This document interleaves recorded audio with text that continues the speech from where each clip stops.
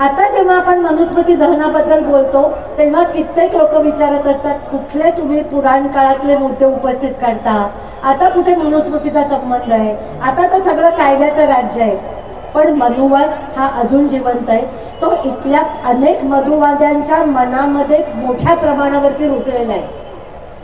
दलित, आदिवासी, मुस्लिम अत्याचारामध्ये जेव्हा police cases नोंदवून घ्यायला टाळाटाळ करतात किंवा त्याची तपासणी होत नाही, तेव्हा साक्षी विनीत सारखी लोक आपले कुस्तीचे बूट उचलून ठेवून आपल्या खेळाला, ज्याच्याकरता त्यांनी लहानपणापासूनचं आयुष्य वेचलेलं असतं, त्या खेळाला रामराम करतात. तेव्हा इथल्या मोठ्या प्रमाणावरती बहुजन समाजातल्या लोकांच्या शिक्षणाच्या संधी जातात, त्यांची स्कॉलरशिप काढून केली जाते, त्यांच्या नोकऱ्या जातात आणि केवळ एका बाजूला बहुजन समाजांची, ओबीसींची जनगणना होत नाही म्हणून त्यांचा आरक्षण संपवण्याचा घाट घातला जातो. तेव्हा त्याच्यामध्ये आम्हाला मनुवादी, संपूर्ण मनुवादी विचारसरणीत जिवंत असलेले ठळठळतपणे दिसत असते. आणि त्याच्याचमुळे आत्ता पुन्हा मनुस्मृती दहन दिवस हा पुन्हा आठवण जागवण्याची त्याची गरज आहे. आत्ता जेव्हा सगळ्या या प्रवासाकडे आपण बघत असतो तेव्हा एका बाजूला आपल्याला मनुस्मृतीसारखा ग्रंथ आहे, ज्याने केवळ स्त्रियांनाच नाही तर इथल्या अनेक वंचित समूहांना, मग त्याच्यात दलित आहेत, आदिवासी आहेत, भटके विमुक्त आहेत, मुस्लिम आहेत, अनेक बहुजन समाज आहेत, 12 बलुतेदार आहेत, या सगळ्या समाजांना अनेक गोष्टी नाकारल्या आहेत. मनुस्मृतीची संस्कृती आणि मनुस्मृतीची विचारसरणी ही संपूर्णपणे लोकांना त्यांचे अधिकार, त्यांचं अस्तित्व, त्यांची अस्मिता, त्यांची ओळख, त्यांच्या रोजगारावरचा हक्क, त्यांची सामाजिक सुरक्षितता, त्यांचं शिक्षण आणि त्यांचा निर्णय घेण्याचा हक्क, मग तो व्यक्तिगत जीवनात असेल किंवा त्या राजकीय जीवनात असेल, त्यांचा निर्णय घेण्याचा हक्क हा इथल्या मनुस्मृतीने नाकारलाय. जे मनुस्मृतीने दिलं तेच नेमकं नाकारलं, लोकांच्याकडनं काढून घेतलं, तेच नेमकं भारतीय संविधानाने इथल्या बहुजनांना दिलंय, इथल्या स्त्रियांना दिलंय, इतक्या भटक्या विमुक्तांना दिलंय. म्हणून तुम्ही गेले 4-5-10 वर्ष जर पाहत असाल तर इथलं प्रत्येक मानवी हक्काचं आंदोलन हे एका बाजूला संविधानाची प्रत आणि दुसऱ्या बाजूला हातामध्ये बाबासाहेबांचा फोटो घेऊन प्रत्येक आंदोलन होत असतं. कारण इथल्या समाजाला असं कळलंय की आपलं अस्तित्व टिकवायचं असेल, आपला विकास साधायचा असेल, आपल्याला आपल्या हातातलं शिक्षण जाऊ द्यायचं नसेल, आपल्या समाजाची अस्मिता टिकवायची असेल, आपल्याला सुरक्षितता हवी असेल, तर आता मनुस्मृती नाकारणं आणि संविधान स्वीकारणं याच्यासमोर आपल्याला पर्याय नाही आहे. आणि मला आजच्या या सभेच्या निमित्ताने इथल्या तमाम स्त्रियांना हा प्रश्न विचारायचा आहे की ज्या मनुस्मृतीने आणि सगळ्या वंचितांना हा प्रश्न विचारायचा आहे की आता एक निर्णायक वेळ आलेली आहे. आपण मनुस्मृती आणि संविधान या एकमेकांच्या स्पष्टपणे विरोधात असलेल्या दोन भूमिका, दोन विचार प्रणाली, दोन तत्व प्रणाली, विशाल जनसमुदाय, सर्वांना जय भीम. आपल्या सगळ्यांना माहिती आहे की 1998 पासून भारिप बहुजन महासंघाने सातत्याने 25 डिसेंबर भारतीय स्त्री मुक्ती दिन साजरा करायला सुरुवात केली होती. आणि त्यावेळेला अशी आपण एक खणखणीत भूमिका घेऊन उभं होतो की ज्या एकाच मनुस्मृतीच्या दहनाने इथल्या तमाम शोषितांना, दलितांना, स्त्रियांना आणि इथल्या मनुवादी व्यवस्थेने ज्यांना माणूस म्हणून जगण्याचा अधिकार नाकारला होता, त्या सर्वांच्या मुक्तीचा प्रवास हा आपण मनुस्मृती दहन करून केला होता. आणि म्हणूनच खऱ्या अर्थाने आमचा मुक्ती दिन हा आम्ही ज्या दिवशी मनुस्मृती जाळली गेली तोच आम्ही खऱ्या अर्थाने भारतीय स्त्रियांचा मुक्ती दिन मानतो. आपल्या सगळ्यांना 25 डिसेंबर 1927ला बाबासाहेबांनी महाडला मनुस्मृती जाळली होती, तो दिवस आपल्या सगळ्यांच्या लक्षात आहे. पण खूप कमी लोकांना अजून एक 25 डिसेंबरचा इतिहासाचा महत्त्वाचा क्षण माहिती नाही. तो म्हणजे 1873 साली सावित्रीबाई फुलेंनी पहिला सत्यशोधक पद्धतीचा विवाह हा पुणे इथे लावला होता. सत्यशोधक विवाहाचं महत्त्व असं होतं की ज्या समाजामध्ये काही क्रियाकर्म करण्याचे अधिकार हे फक्त जातींनी, काही ठराविक जाती व्यवस्थेने काही ठराविक जातींना दिले होते. त्याच्यामध्ये ब्राह्मणांना दिलेले सगळे क्रियाकर्म करण्याचे अधिकार हे फक्त त्यांच्याकडे होते आणि बाकीच्या समाजाला ज्ञानार्जन करण्याचा अधिकार नव्हता, कुठल्याही पद्धतीचे श्लोक शिकण्याचा अधिकार नव्हता आणि कुठलीही क्रियाकर्म करणं याच्यासाठी त्यांना ब्राह्मणांवरती अवलंबून राहत होतं. सत्यशोधक लग्नामध्ये पहिल्यांदी ही प्रथा मोडली गेली.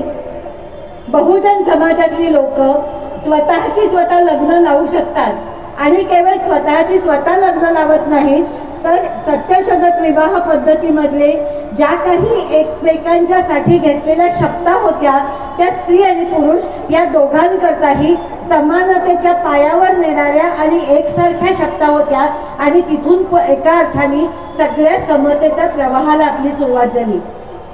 आणि म्हणूनच एका बाजूला मनुस्मृती दहन दिवस हा भारतीय स्त्रियांचा मुक्ती दिन आणि ज्योतिबा फुले आणि सावित्रीबाई यांच्यापासून स्त्रीमुक्ती चळवळीची सुरुवात झाली असे आपण सगळेच जण मानतो.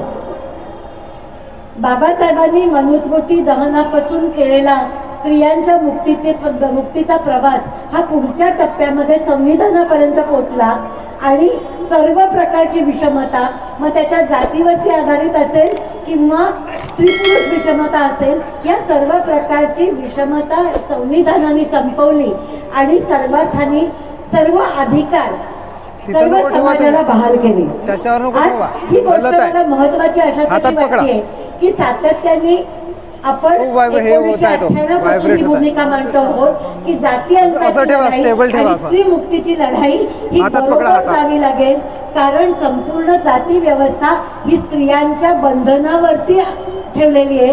बाबासाहेबांचा जो प्रसिद्ध लेख होता, संशोधन लेख होता एक्झोगॅमी आणि एंडोगॅमीवरती, त्याच्यामध्ये त्यांनी हे खूप स्पष्ट केलेलं आहे की जोपर्यंत स्त्रियांच्या वरती बंधनं येत नाहीत, त्यांना बंदिस्त केलं जात नाही, तोपर्यंत जाती व्यवस्था अशीच बळकटपणे टिकून राहील. आणि म्हणूनच एका अर्थाने हिंदू कोड बिल जेव्हा त्यांनी मांडलं तेव्हा त्या हिंदू कोड बिलमधनं अनेक गोष्टींची मोकळीक भारतीय स्त्रियांना मिळाली.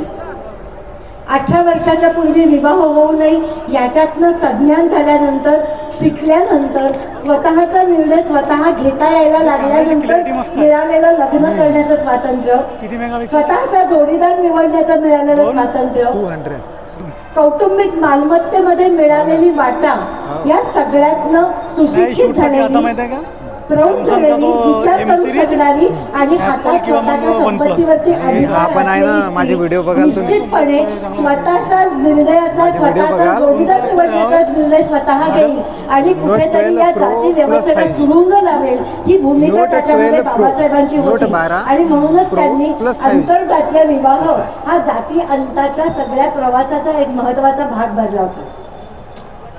आत्ता जेव्हा तरुण स्त्रियांशी मी बोलत असते, वर्गामध्ये हे विषय शिकवत असतो, त्यावेळेला अनेक मुलींना प्रश्न पडतो की जोडीदार निवडण्याचं स्वातंत्र्य, संपत्तीत वाटा मिळणं, 18 लग्नाचं वय, घटस्फोटाचा अधिकार, या सगळ्यामध्ये एवढं काही. पण त्यावेळच्या संसदेमध्ये बसलेल्या सगळ्या मनुवादी विचारसरणीच्या लोकांना हे पक्क माहिती होतं की जर आज भारतीय स्त्रियांना हे अधिकार मिळाले तर इथली अनेक वर्ष जपलेली जातीची व्यवस्था फोडून काढली जाईल. आणि म्हणूनच त्यावेळेला पराकोटीचा विरोध त्याला झालेला होता आणि बाबासाहेबांनी कायदेमंत्री पदाची जी काही राजीनामा दिला त्यातल्या अनेक कारणांपैकी हे एक महत्त्वाचं कारण होतं.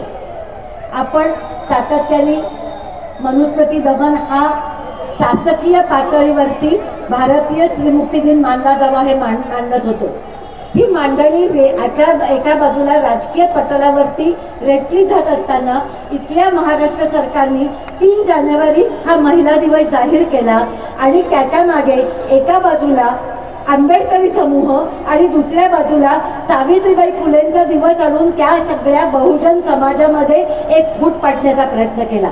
आजची सभा लाईव्ह चालू आहे आणि त्याच्यातनं तमाम महाराष्ट्र हे बघतोय की आजच्या मनुस्मृती दहन सभेच्या विचारमंचावरती सर्व समाजाचे प्रतिनिधी हजर आहेत आणि ते असं सांगतायत की मनुस्मृती दहन दिवस हा आम्ही आमचा मुक्ती दिन मानतो. मनुस्मृती दहनाने एकाच वेळेला जाती अंताच्या प्रवासाला सुरुवात केली आणि त्याच वेळेला स्त्रीमुक्तीच्या प्रवासाला सुरुवात केली. आता जेव्हा आपण मनुस्मृती दहनाबद्दल बोलतो तेव्हा कित्येक लोक विचारत असतात, कुठले तुम्ही पुराण काळातले मुद्दे उपस्थित करता, आता कुठे मनुस्मृतीचा संबंध आहे, आता तर सगळं कायद्याचं राज्य आहे. पण मनुवाद हा अजून जिवंत आहे. तो इथल्या अनेक मनुवाद्यांच्या मनामध्ये मोठ्या प्रमाणावरती रुजलेला आहे. दलित, आदिवासी, मुस्लिम अत्याचारामध्ये जेव्हा पोलीस केसेस नोंदवून घ्यायला टाळाटाळ करतात किंवा त्याची तपासणी होत नाही, तेव्हा साक्षी विनीत सारखी लोक आपले कुस्तीचे बूट उचलून ठेवून आपल्या खेळाला ज्याच्याकरता त्यांनी लहानपणापासूनचं आयुष्य वेचलेलं असतं त्या खेळाला रामराम करतात. तेव्हा इथल्या मोठ्या प्रमाणावरती बहुजन समाजातल्या लोकांच्या शिक्षणाच्या संधी जातात, त्यांची स्कॉलरशिप काढून केली जाते, त्यांच्या नोकऱ्या जातात आणि केवळ एका बाजूला बहुजन समाजांची ओबीसींची जनगणना होत नाही म्हणून त्यांचा आरक्षण संपवण्याचा घाट घातला जातो. तेव्हा त्याच्यामध्ये आम्हाला संपूर्ण मनुवादी विचारसरणीत जिवंत असलेले ठळठळतपणे दिसत असते. आणि त्याच्याचमुळे आत्ता पुन्हा मनुस्मृती दहन दिवस हा पुन्हा आठवण जागवण्याची त्याची गरज आहे. आत्ता जेव्हा सगळ्या या प्रवासाकडे आपण बघत असतो तेव्हा एका बाजूला आपल्याला मनुस्मृतीसारखा ग्रंथ आहे ज्याने केवळ स्त्रियांनाच नाही तर इथल्या अनेक वंचित समूहांना, मग त्याच्यात दलित आहेत, आदिवासी आहेत, भटके विमुक्त आहेत, मुस्लिम आहेत, अनेक बहुजन समाज आहेत, 12 बलुतेदार आहेत, या सगळ्या समाजांना अनेक गोष्टी नाकारल्या. मनुस्मृतीची संस्कृती आणि मनुस्मृतीची विचारसरणी ही संपूर्णपणे लोकांना त्यांचे अधिकार, त्यांचं अस्तित्व, त्यांची अस्मिता, त्यांची ओळख, त्यांच्या रोजगारावरचा हक्क, त्यांची सामाजिक सुरक्षितता, त्यांचं शिक्षण आणि त्यांचा निर्णय घेण्याचा हक्क, मग तो व्यक्तिगत जीवनात असेल किंवा त्या राजकीय जीवनात असेल, त्यांचा निर्णय घेण्याचा हक्क हा इथल्या मनुस्मृतीने नाकारलाय. जे मनुस्मृतीने दिलं तेच नेमकं नाकारलं, लोकांच्याकडनं काढून घेतलं, तेच नेमकं भारतीय संविधानाने इथल्या बहुजनांना दिलंय, इथल्या स्त्रियांना दिलंय, इतक्या भटक्या विमुक्तांना दिलंय. म्हणून तुम्ही गेले 4-5-10 वर्ष जर पाहत असाल तर इथलं प्रत्येक मानवी हक्काचं आंदोलन हे एका बाजूला संविधानाची प्रत आणि दुसऱ्या बाजूला हातामध्ये बाबासाहेबांचा फोटो घेऊन प्रत्येक आंदोलन होत असतं. कारण इथल्या समाजाला असं कळलंय की आपलं अस्तित्व टिकवायचं असेल, आपला विकास साधायचा असेल, आपल्याला आपल्या हातातलं शिक्षण जाऊ द्यायचं नसेल, आपल्या समाजाची अस्मिता टिकवायची असेल, आपल्याला सुरक्षितता हवी असेल, तर आता मनुस्मृती नाकारणं आणि संविधान स्वीकारणं याच्यासमोर आपल्याला पर्याय नाही आहे. आणि मला आजच्या या सभेच्या निमित्ताने इथल्या तमाम स्त्रियांना हा प्रश्न विचारायचा आहे की ज्या मनुस्मृतीने आणि सगळ्या वंचितांना हा प्रश्न विचारायचा आहे की आता एक निर्णायक वेळ आलेली आहे. आपण मनुस्मृती आणि संविधान या एकमेकांच्या स्पष्टपणे विरोधात असलेल्या 2 भूमिका, 2 विचार प्रणाली, 2 तत्व प्रणाली आहेत, त्यातल्या कोणाच्या बाजूने आपण जाणार आहोत हा निर्णय घेण्याची इथे वेळ आली आहे. माझी तुम्हाला सगळ्यांना विनंती आहे की ज्या एका आगीमध्ये 1927 साली महाडला बाबासाहेबांनी मनुस्मृती जाळली, ती आग जर विझू दिली तर आपलं आयुष्य बर्बाद झाल्याशिवाय राहणार नाही. त्यामुळे आता आपण हा निर्णय करायचा आहे की बाबासाहेबांनी ज्या आगीमध्ये मनुस्मृती जाळली ती आगी विझू देणार नाही. ती आग आमच्या प्रत्येकाच्या मनामध्ये, आमच्या प्रत्येकाच्या विचारामध्ये आणि आमच्या प्रत्येकाच्या कृतीमध्ये धगधगत राहणार आहे. या आगीत आम्ही जाळणारो इथली मनुवादी संस्कृती आणि ती मनुवादी संस्कृती पुन्हा वर आणू बघणारी मनुची पिल्लावर जाळण्यासाठी आम्ही त्या आगीचा वापर करणार आहोत. आणि जोपर्यंत मनुवाद आम्ही इथे जाळत नाही तोपर्यंत आम्ही ही आग विझू देणार नाही. ही प्रतिज्ञा आजच्या निमित्ताने आपण सगळ्यांनी करायची आहे. जय भीम, जय भारत. तरी पण खूप पुष्कळ टॉपिक आहे. आता बघा ना, याच्यामध्ये बघा, इथं बघा, है ना? अगदी बरोबर ताई. जर स्त्रीला सर्वतोपरी सुरक्षितता हवी असेल तर मनुस्मृतीचा कुठलाही घटक हा समाजात कायदे स्वरूपात येऊ नये यासाठी आपल्याला आटोकाट प्रयत्न करावा लागेल. आणि यासाठी या संपूर्ण जनतेला वंचित बहुजन आघाडीला सहकार्य करावं लागेल, तरच हे साध्य होईल.